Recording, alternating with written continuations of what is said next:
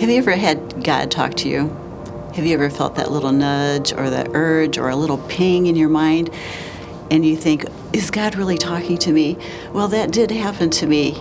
And it was after our beloved parish priest passed away. It was on a Saturday. And on the way to church on Sunday morning, I just had this overwhelming urge to write a tribute to him. And so I came home and I still didn't know what my charism was.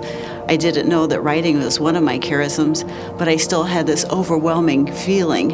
And so I started writing this tribute, and the words just seemed to flow. And when I was finished, I added a prayer for the priest. And when we passed out all those pieces of paper, the tributes, we could not keep copies. The mourners kept coming into the funeral and asking more and more. And when I got home, I got emails and calls, and they said, could you please send us more copies of those? They meant so much because our priest was so well loved. And I was called by God to write that tribute. And I didn't still know what my charism was until I studied it recently and found out that it was Holy Spirit working through me for others. And then I found out that recently a woman came up to one of my daughters at a wedding, and she said, you know, I want to say hello to your mother through you.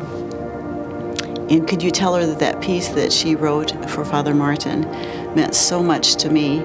I still read it, and I still get so much consolation from the prayer that you wrote. And finally, I thought, oh, that was my charism at work.